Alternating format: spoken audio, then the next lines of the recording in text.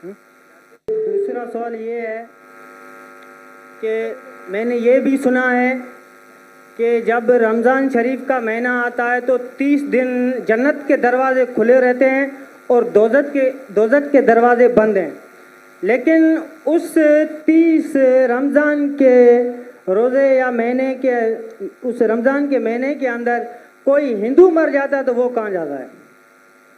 ऐसा एक अच्छा सवाल है और वो सही सवाल है। सवाल क्यों कभी बोलना नहीं चाहिए कि ये गलत है, गलत सवाल है, गलत है तो साबित करना चाहिए। भाई साहब कई सवाल है और ये कोट कर रहे हैं हदीस की, और कई हदीस है अल्लाह के रसूल की, बुखारी में और बाकी हदीस कि रमज़ान में अल्लाह सुब्हानहू व तआला जन्नत के दरवाजे खोलता है और दोज़ख के दरवाजे बंद होते हैं। भाई साहब ने एक हदीस बोलने भूल गए कि शैतान भी कैद रहते हैं। तो 3 सवाल साथ में है कि अल्लाह ताला शैतान को कैद करता है। तो भाई का सवाल है कि अगर रमज़ान के 30 दिनों में कोई हिंदू मरता है तो किधर जाएगा, वो कहाँ जाएगा?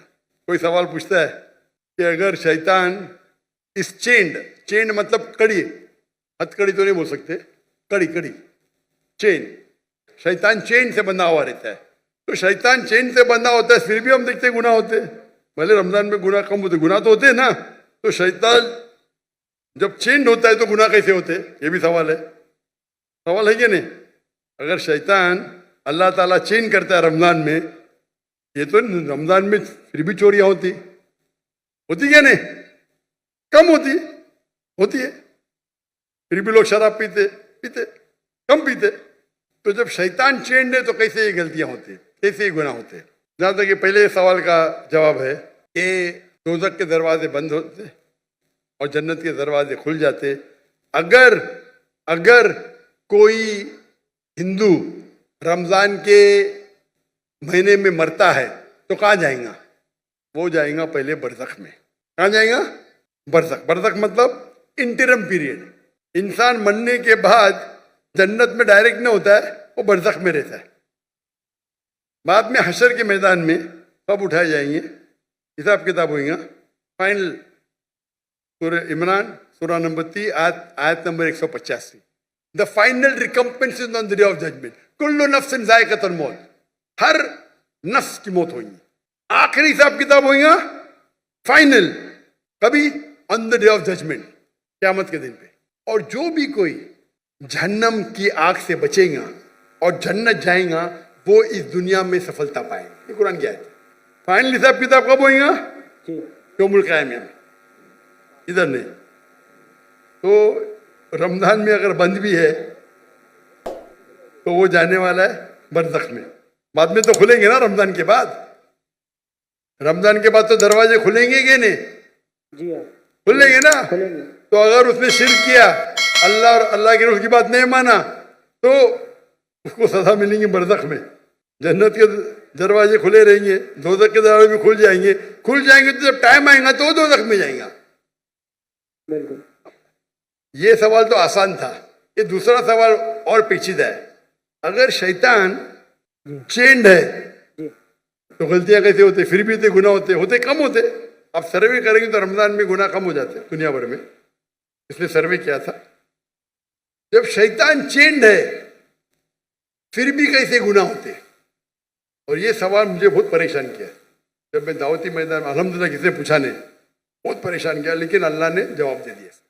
बहुत रिसर्च किया, कहाँ पढ़ा नहीं मैं, जवाब ढूंढा, आलिम से पूछा, सही है? बोले माशाअल्लाह क्या जवाब है। फिर देने शुरू कर दिया मैं, क्योंकि मैं पहला ही सवाल करता हूँ, मैं खुद अटैक करता हूँ डिफेंड करने के लिए। अगर आपको डिफेंड करने का है तो अटैक सीखना जरूरी है।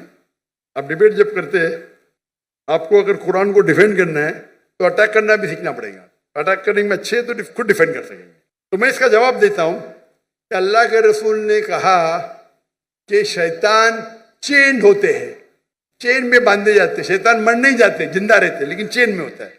मैं मिसाल के तौर पे एक शेर है, शेर बब्बर, वो चेन के अंदर है और चेन है 10 फीट लंबी। और आप दूर खड़े तो आपको पता है चेन एकदम मजबूत है, तो आप डरेंगे नहीं, बराबर के नहीं डरेंगे ना। चेन मजबूत है लेकिन 10 फीट लंबी है, तो आप 30-40 फीट से देखेंगे, महफूज रहेंगे क्या नहीं? अगर शेर बब्बर या शेर जी चेन है और 10 फीट लंबी चेन है, जी हाँ। आप 30 फीट से दूर है, चेन मजबूत है, आप महफूज रहेंगे क्या नहीं? जरूर खौफ तो होगा। डरपोक रहेंगे तो खौफ रहेगा ना, जी बराबर क्या नहीं? ऐसा तो शेर के बिना भी आपको खौफ आ सकता है भाई, कुत्ते को देख के भाग जाएंगे आप, बिल्ली को देख के भागेंगे, लेकिन अगर आप 30 फीट दूर है तो आप महफूज है क्या नहीं? हाँ क्या नहीं? हाँ क्या नहीं? बिल्कुल बिल्कुल बिल्कुल बिल्कुल। अब याद, लेकिन अगर आप शेर के करीब जाएंगे तो क्या होगा? खाएगा।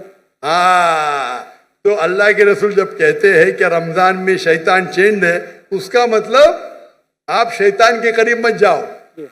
आप रमजान में बोलेंगे नहीं मैं जुए के अड्डे में जाऊंगा, रमजान है मैं शराब के अड्डे पे जाऊंगा, तो आप शराब पीएंगे, तो गलती किसकी? हमारी, आपकी।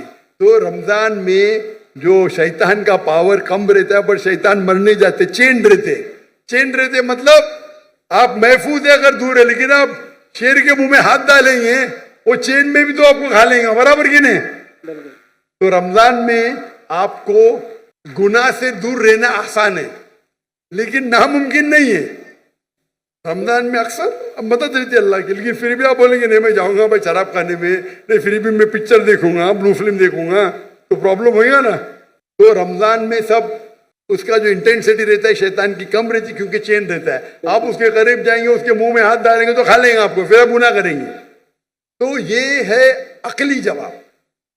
सही जवाब तो अल्लाह आलम, ये अकली जवाब है। अगर हदीस सही है अपनी जगह पे, उसका मतलब आपको और तवज्जो देना चाहिए और आपको और वक्त है अल्लाह की इबादत करना रमजान में। Hope the answer the question.